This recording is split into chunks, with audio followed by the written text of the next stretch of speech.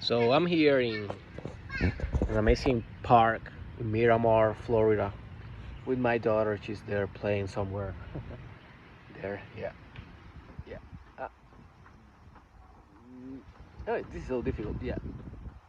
So, and I'm here meditating a little bit, thinking about life, and here beside this palm, and I'm remembering something amazing in my life that I want to share with you, with the intention that you may find a treasure in these words, in this story, and most importantly, that treasure brings health to you, balance, work life balance, and consciousness development. Because at the end of the day, what this story is about is conscious development. Although you may be in a tough place in your life, or in a time in your life in which you find that it's difficult for you to find time to meditate, to grow intentionally, or to have that self-care time that is so important. So back in 2021, I was doing my internship. Yes, in the whole chaos of COVID, I was doing my clinical psychology internship in one of the most toughest prisons of Colorado. This prison had um,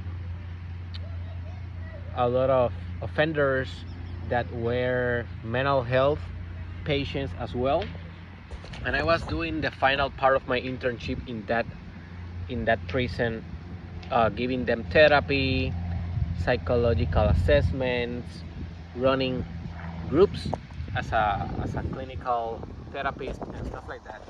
And it was a very challenging type of work because the prison environment enough is enough um, chaotic and demanding that a lot of officers, even nurses, secretaries, or maintenance, or just the general security officer, they are in a very sensible spot to commit suicide, to have mental health issues just for the work itself. The job itself is sometimes in closing, is sometimes um, you are always in a fight or flight mode most of the time. Even when there is a not a violent threat, there is a psychological manipulation threat, or there is a threat of a violence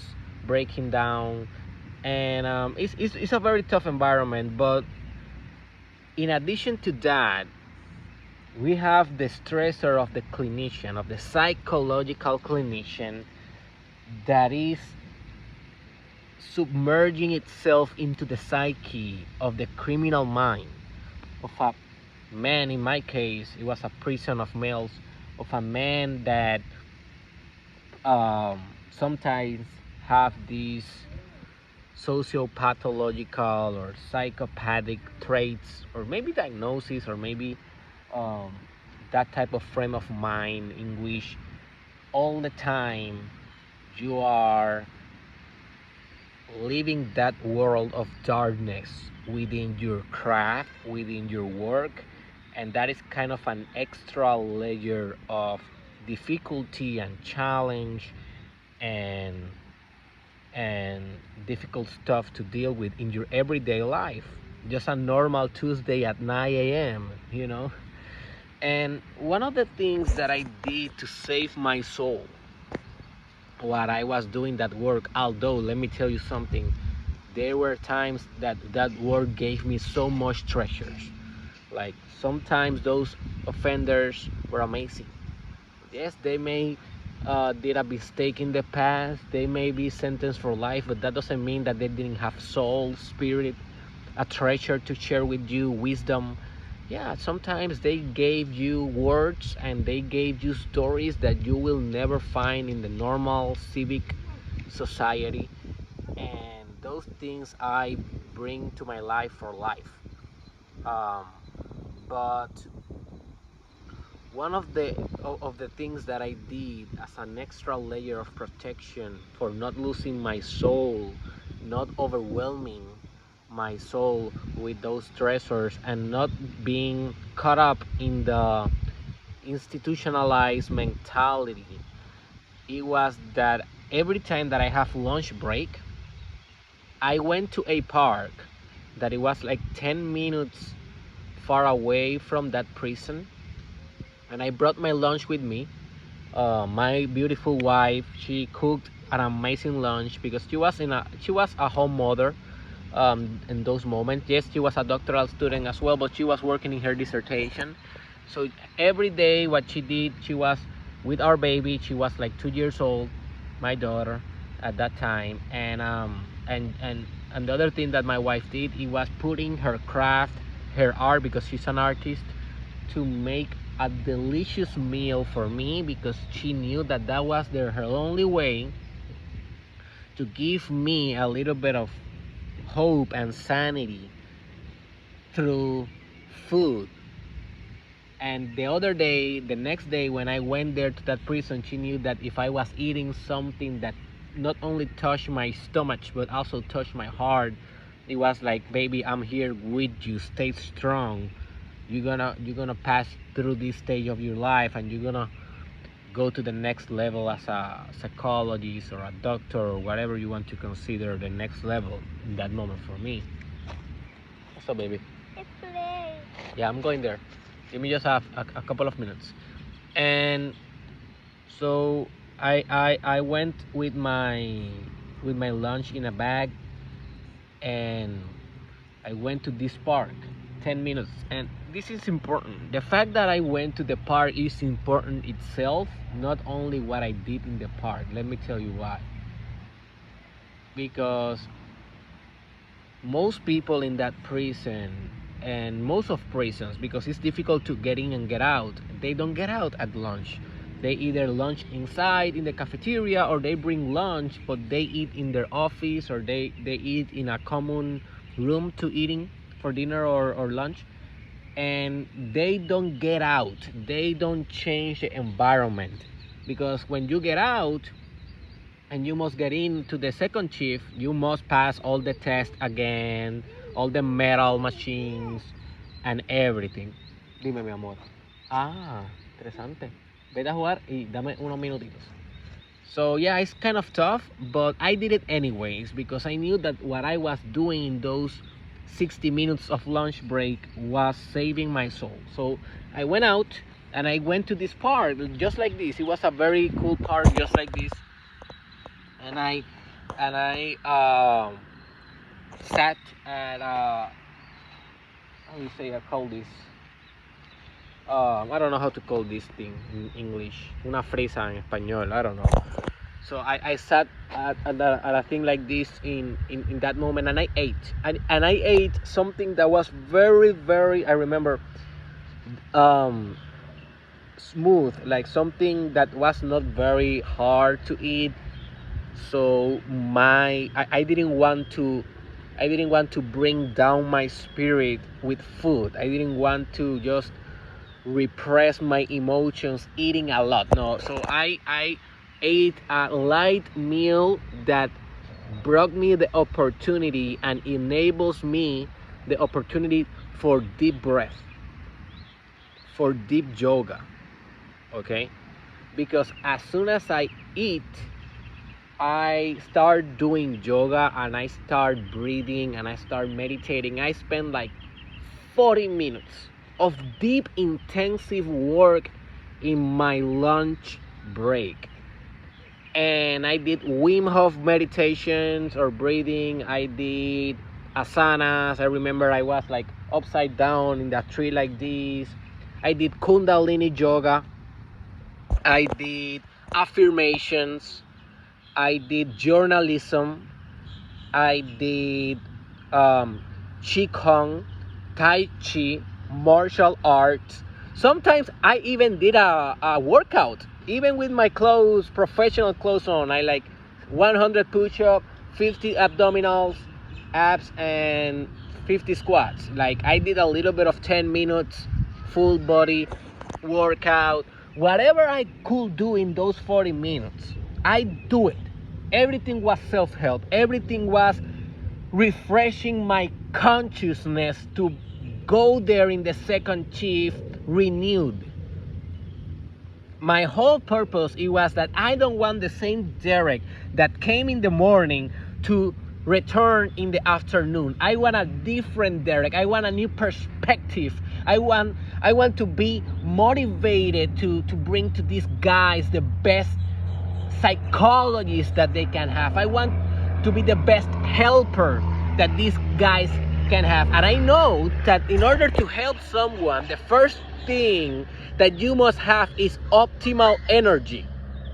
If you don't have optimal energy, you can know every theory, every idea, every perspective, every clinical instrument, but if your energy sucks, that will be the potency capacity for you to make a transformation for the person that is in front of you, and in the same time in a parallel mechanism to yourself.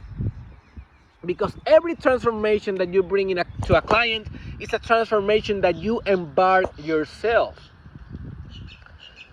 So I hacked my energy every lunch break. And I went back to the prisons, and I remember seeing people that I saw kind of energetic during the morning. At 1 p.m., they were not that energetic. They stayed in the office. They stayed in the same environment. And when I came back, looking fresh, ready for the word of love, they were like, hey, or they call me Ortiz. Hey, Ortiz. I'm like, hey, what's up? But they didn't have that energy. They didn't do the self-care. They went for the easy road. The easy road was just stay there, eat your lunch, talk mediocre ideas with other people, like talk about the weather, talk about whatever it is. They didn't have any philosophical, spiritual, metaphysical encounter during that time. Why not, dude?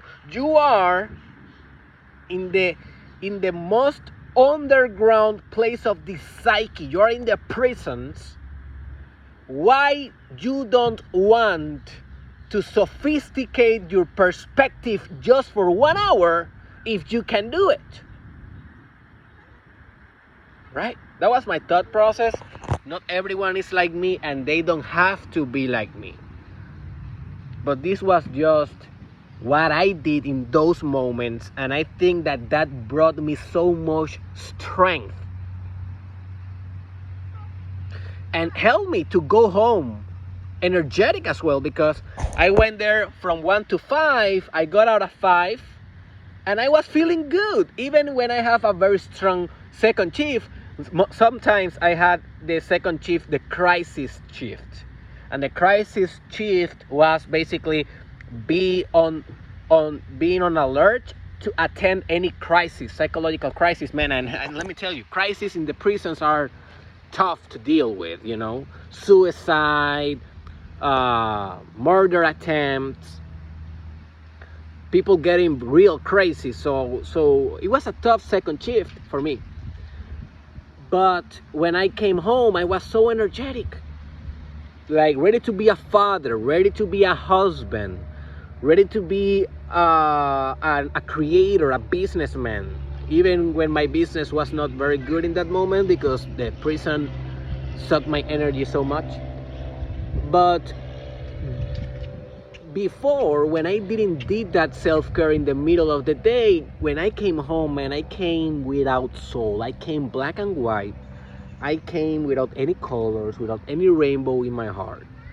And it was just to eat dinner, talk with my wife, be a father a little bit, take a shower, read a little bit, and back to, go to sleep at 9 p.m. like destroyed.